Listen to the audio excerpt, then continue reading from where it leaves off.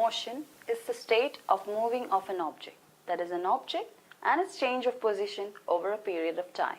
But an object cannot move on its own. After all, it's not a pug that's running behind a kid. Consider a football kept on the ground. It stays at one place even though it's spherical and can roll out easily.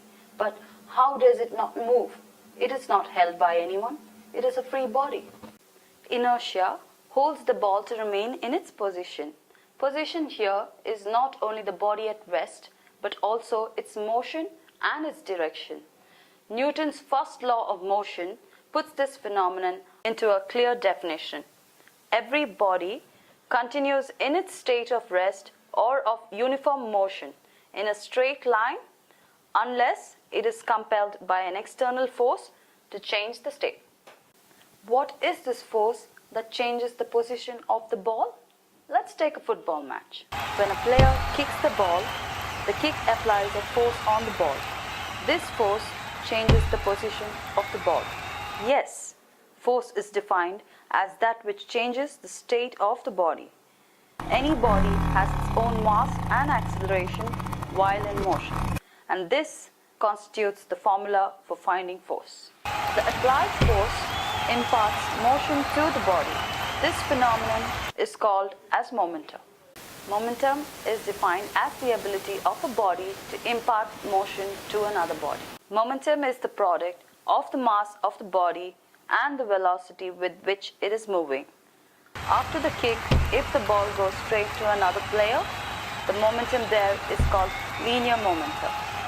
When the ball is shot high, the ball goes in a curved path, having an angular moment.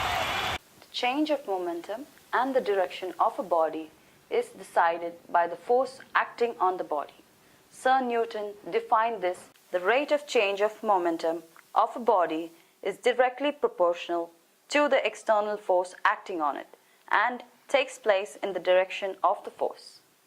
Force has to be applied to move the ball and to change its direction as well. When a force is applied for a short time interval, the change in the linear momentum of a body is called impulse. The player has to apply a force on the ball in a short interval of time, either to change its direction or to stop it. The factors that define the impulse of a player are the force he applies and the short time interval he takes to apply the force. So, the impulse is determined by multiplying the force and time interval. With the impulse, he scores a goal. What do we do when we score a goal? Jump out of ecstasy, right? Yes, he does the same. He jumps.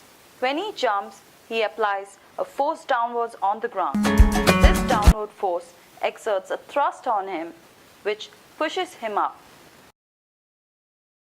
Sir Newton defines this fact as every action has an equal and opposite reaction. This action is the force he applies, and the reaction is the thrust acting on it.